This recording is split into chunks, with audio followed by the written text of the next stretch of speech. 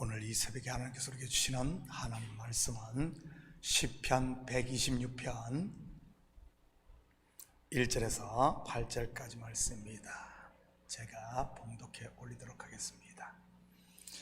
이스라엘은 이제 말하기를 그들이 내가 어릴 때부터 여러 번 나를 괴롭혔도다. 그들이 내가 어릴 때부터 여러 번 나를 괴롭혔으나 나를 이기지 못하였도다. 아멘. 바가는 자들이 내 등을 갈아 그 고랑을 길게 지었도다. 여호와께서는 의로우사 악인들의 줄을 끊으셨도다. 아멘. 무릇 시온을 미워하는 자들은 수치를 당하여 물러갈지어다. 아멘. 그들은 지붕의 풀과 같을지어다. 그것은 자라기 전에 마르는 것이라. 아멘. 이런 것은 베는 자의 손과 묶는 자의 품에 차지 아니하나니 지나가는 자들도 여호와의 복이 너희에게 있을지어다 하거나 우리가 여호와의 이름으로 너희에게 축복한다 하지 아니하느니라. 아멘. 아멘. 좋은 아침입니다. 이 땅에 성도로 살아간다는 것 참으로 말 그대로 고난이 아닐 수 없습니다. 왜냐하면 성도라는 말 자체가 세상과는 구별된 존재라는 말이기 때문인 것입니다. 한마디로 하면 티가 나는 것이지. 여러분, 어둠 가운데 빛을 감추려고 아무리 노력한다고 감추어질까요? 감출 수가 없는 것입니다. 이 땅에 사는 성도가 바로 이와 같은 것이지. 그래서 예수님께서 의를 위하여 박해를 당하는 자가 복되다고 한 것 아니겠습니까? 아멘. 박해나 고난은 성도된 표식의 하나이니까요. 아멘. 그런데 이러한 고난은 현대를 사는 성도들만 그런 것이 아닙니다. 하나님께서 이스라엘을 선택했을 때부터 이 고난은 시작되었던 것이지.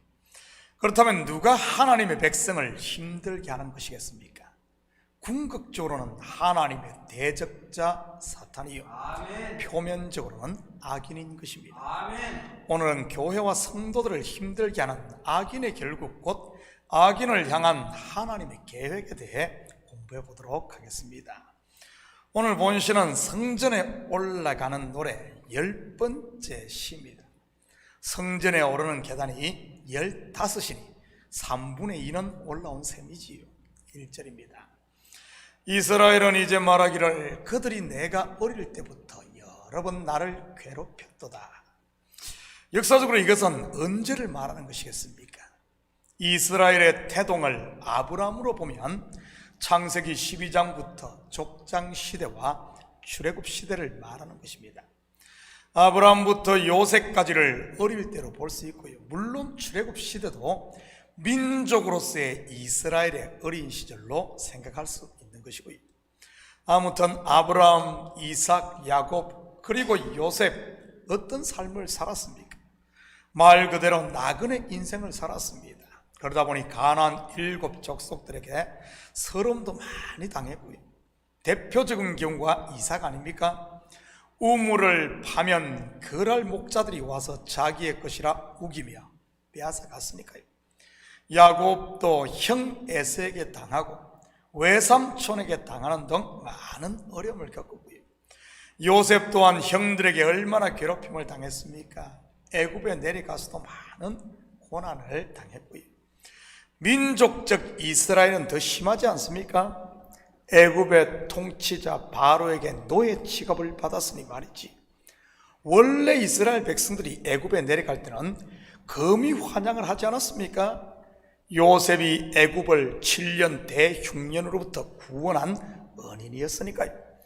그런데 시간이 지날수록 어떤 대접을 받습니까? 애굽 사람들에게 찌꺼기 취급을 당하게 됩니다.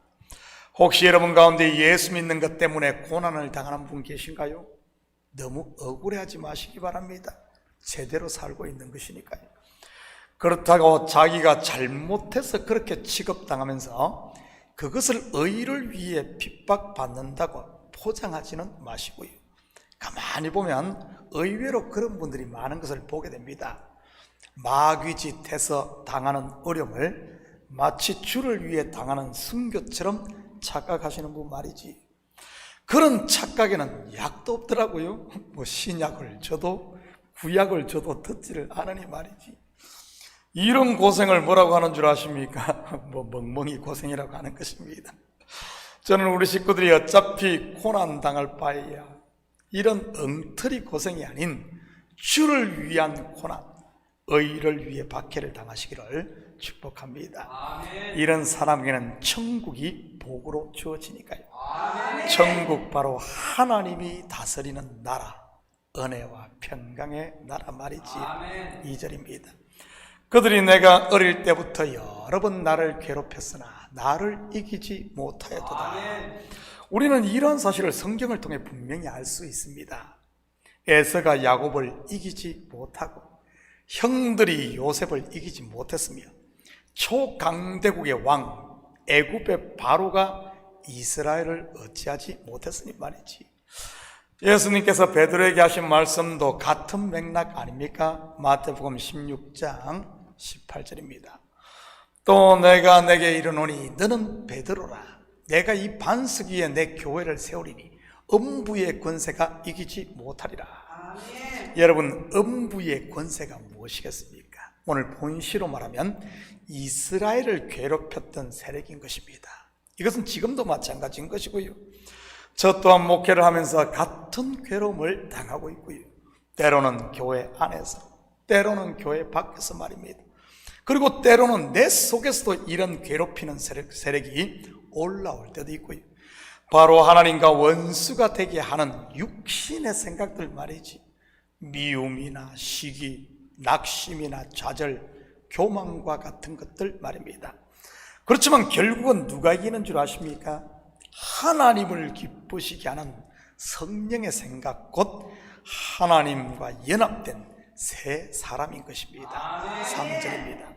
밭가는 자들이 내 등을 갈아 그 고랑을 길게 치었도다. 밭가는 자들이 내 등을 갈아. 참 재미있는 시적 표현입니다. 무슨 뜻이겠습니까? 여러분, 성경에서 사람의 마음을 밭 또는 땅으로 표현하는 경우가 많습니다. 예수님께서도 사람의 마음을 4가지 밭의 비유를 통해 묘사했고요. 4가지 밭이 뭐죠? 길가, 돌밭, 가시덩굴이 우거진 밭, 그리고 마지막이 좋은 밭, 곧 옥토입니다. 그렇다면 밭 가는 자는 어떤 밭을 갈아야겠습니까? 바로 자기 밭 아니겠어요? 자기의 마음 말이지. 호세아 10장 12절입니다. 너희가 자기를 위하여 공의를 심고 인애를 거두라. 너희 묵은 땅을 기경하라. 지금이 곧 여호와를 찾을 때니 마침내 여호와께서 오사 공의를 비처럼 너희에게 내리시리라. 그런데 본절의 악인은 어떻습니까? 자기의 마음을 갈아엎는 것이 아니라 남의 등을 갈아엎으려고 합니다. 등을 간다는 말은 속된 표현으로 하면 뒷담화를 깐다는 말이고요. 왜냐하면 사단에게 속한 악한 자들의 무기가 바로 입, 곧 거짓말이니까요. 여러분, 사람에게 가장 깊은 골, 상처를 주는 게 말이라는 사실 아십니까? 그래서 야고보 목사님은 혀는 불이요 불의의 세계라고 한 것이고요. 저는 우리 식구들이 남을 험담하며 정죄하는 데 시간을 낭비하지 마시고 그 시간에 말씀과 기도의 전기로 내 마음밭을 갈아볼 수 있기를 축복합니다. 남의 밭 백날 갈아도 추수 때 보면 내 손에 남는 것이 없는 것인가요? 또한 밭 가는 자들이 내 등을 갈았다는 표현을 애굽에서 종살이 하던 이스라엘로 생각한다면 바로 채찍을 맞아 상처난 등을 묘사한다고도 볼 수 있는 것이고요. 4절입니다. 여호와께서는 의로우사 악인들의 줄을 끊으셨도다. 그런데 하나님께서는 그런 원수 즉 악인들을 어떻게 하십니까? 줄을 끊어버립니다. 하나님의 백성 이스라엘을 메고 있는 악인이 맨 사슬의 줄을 끊고 악인들이 의지하던 줄, 곧 그들의 우상들을 심판하고 더 나아가 그들의 장자를 침으로, 장자는 힘의 근원 아닙니까? 생명줄을 끊어버리는 것이지. 그렇게 하심으로 하나님의 공의를 세상 가운데 드러내는 것이고요. 지금도 하나님은 악인들의 줄을 끊고 계심을 믿으시기 바랍니다. 5절 6절입니다. 무릇 시온을 미워하는 자들은 수치를 당하여 물러갈지어다. 그들은 지붕의 풀과 같을지어다. 그것은 자라기 전에 마르는 것이라. 시온을 미워하는 자, 요즘으로 말하면 누구겠어요? 교회를 흐는 자요, 성도들의 믿음을 무너뜨리는 자 아니겠습니까? 결국 그들에게 돌아가는 수치인 것이고요. 여러분, 지붕의 풀 얼마나 가든가요? 기껏해야 한철인 것입니다. 저희 옆집은 지금 사람이 살지 않습니다. 나이가 아주 많으신 백인 할머니 한 분이 사셨었는데 언젠가부터 중국 분이 와서 정원에 있는 나무들도 제거하고 집도 수리하더라고요. 아마 할머니가 돌아가셨던지 아니면은 널싱홈에 가 아들이 중국 분에게 집을 팔았던 것 같습니다. 그런데 거의 1년이 가까이 사람이 살지 않자 뒷뜰에도 풀이 많이 자라 있고 지붕에도 여기저기 풀이 자랐습니다. 도토리로 인해 1피터쯤 되는 참나무도 물바지에 자라고 있고요. 바로 화장실 옆이라 샤워할 때마다 그것을 보거든요. 그런데 요즘 찬바람이 나고 비가 오지 않자 그 풀들이 다 말라 죽었습니다. 보면은 막 엄청나게 자랄 것 같이 보이는데 말이지, 지붕의 풀 자란다고 얼마나 가겠어요? 바로 악인들이 이와 같다는 말입니다. 아무리 교회를 헐려고 하고 성도들을 괴롭혀도 결국은 자기 얼굴에 침 뱉는 꼴이 되고 마는 것이죠. 여러분, 그거 뽑겠다고 지붕에 올라가지 마시기 바랍니다. 그냥 두면 다 말라 죽으니까요. 로마서 20장 19절에서 21절입니다. 내 사랑하는 자들아, 너희가 친히 원수를 갚지 말고 하나님의 진노하심에 맡기라. 기록되었으되 원수 갚는 것이 내게 있으니 내가 갚으리라고 주께서 말씀하시니라. 내 원수가 줄이거든 먹이고 목마르거든 마시게 하라. 그리함으로 내가 숯불을 그 머리에 쌓아 놓으리라. 악에게 지지 말고 선으로 악을 이기라. 무슨 말입니까? 결국 싸움은 누구와 해야 된다는 말입니까? 눈앞에 보이는 원수가 아니라 보복하려는 마음, 곧 내 속에 있는 육신의 생각인 것입니다. 내가 하나님 되려고 하는 마음 말이지요. 원수 갖고 심판하시는 이는 하나님인데 내가 심판자가 되려고 하려는 그 마음 말이지. 영화 제목에도 그런 것이 있더라고요. 퍼니셔, 심판자라는 말입니다. 세상의 법이 정의를 세우지 못하자 직접 정의를 세우겠다고 악당들을 손수 처리하는 액션 영화더라고요. 영화 속에서는 멋있어 보이는데, 속이 시원해 보이는데 실상은 어떻습니까? 내가 심판자가 되면 말이지, 정의가 아니라 영적인 사사시대가 되고 마는 것입니다. 여러분, 사사시대의 결론이 무엇입니까? 그때의 이스라엘의 왕이 없으므로 사람이 각기 자기의 소견에 오른 대로 행하였더라 이 것입니다. 자기가 왕이요, 자기가 법이요, 자기가 정의요, 자기가 하나님인 것 말입니다. 이러한 상태를 들어 암흑이라고 하는 것이고요. 7절 8절입니다. 이런 것은 베는 자의 손과 묶는 자의 품에 차지 아니하나니 지나가는 자들도 여호와의 복이 너희에게 있을지어다 하거나 우리가 여호와의 이름으로 너희에게 축복한다 하지 아니하느니라. 무슨 말입니까? 추수할 때 열매가 없다는 말입니다.